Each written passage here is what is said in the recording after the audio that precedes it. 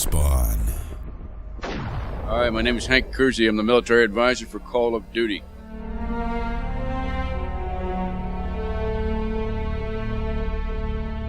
What the military advisor does is he comes in at various times during the production process of the game, looks at the game and makes sure from a guy that's been on the ground, not a gamer, from a guy that's done this before, that the weapons are right, the scenarios make sense, that the language sounds right, the dialogue sounds right, that as close as you can get it's authentic. Now, I'd like to say I take full credit for all the Call of Duties being really good, but actually the developers do most of the work. It's like building a Mercedes, and I come in at various times and say, there's a dent there, there's a problem with this here, that kind of thing. I 24 years United States Army, all right, paratroop, ranger, master parachutist, worked a little bit with some special operations forces.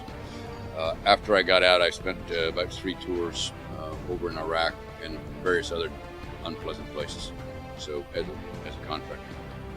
All Call of Duty games. I've worked with all the Call of Duty games, all right?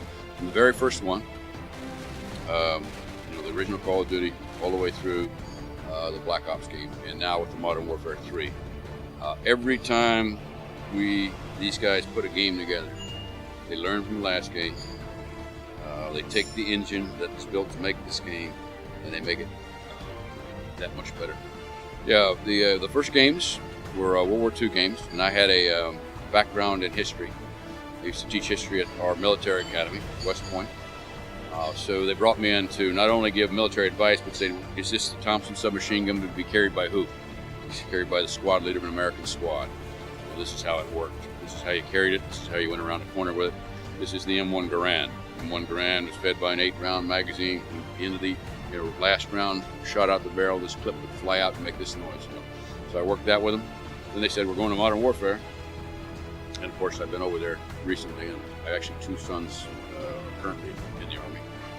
So I'm also familiar with the Modern Warfare techniques. And I was able to tell them how things got different. Their big question was, they were doing Modern Warfare. Now, how would things be different? And so you talk about the posture.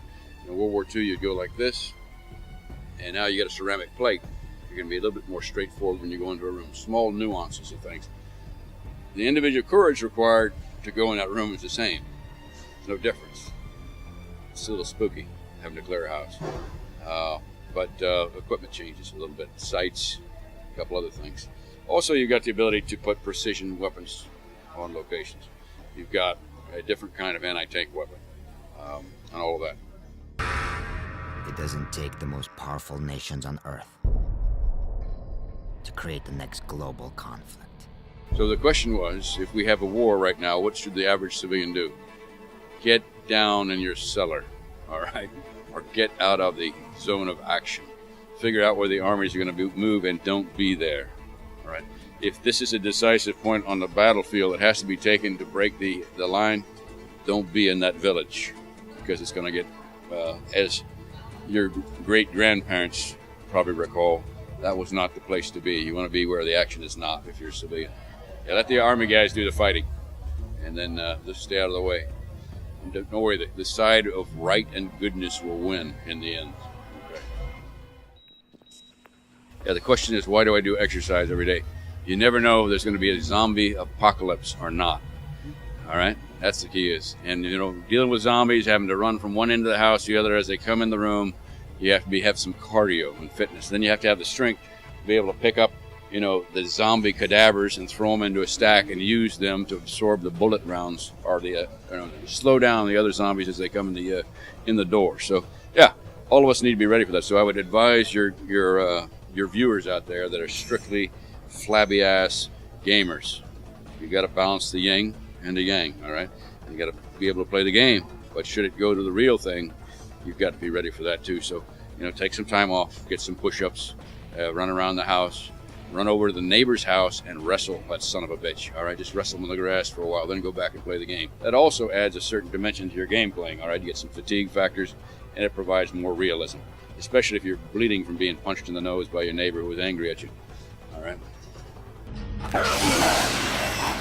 Yeah, but then you got the zombies on crack you got to worry about, and the ones that have been drinking Red Bull. They got into the Red Bull, and so every once in a while, you're going to come into some very frenetic zombie hordes. So, and of course, even if you got the slow ones, they're coming from both sides of the house. So you got to be able to deal with this one, move over there before the other ones get crashing in through your basement door, all right? And, shoot them in the head.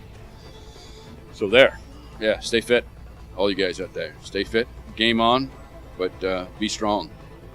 No, I think that's pretty it. I want my partner here to say hello to the TV audience. She is from Iran, all right, which is a great country, all right. It has a screwed up government right now.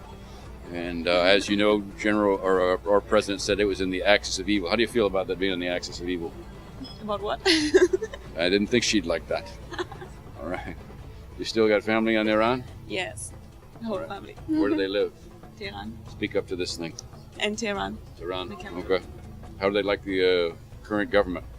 They get used to it. You get used to it. Okay. Be very cautious. You don't want to get your family in trouble, you know. All right. Well, thanks for coming with us today. All right. Yeah. You got pretty eyes. Did you focus on her eyes? This is what the women of Persia look like. This. It's the thing that had Alexander the Great moving all the way across, trying to get over to get eyes like this. All right. Okay. Hey, troops, you're doing great work. Keep it up. I wish I could be with you.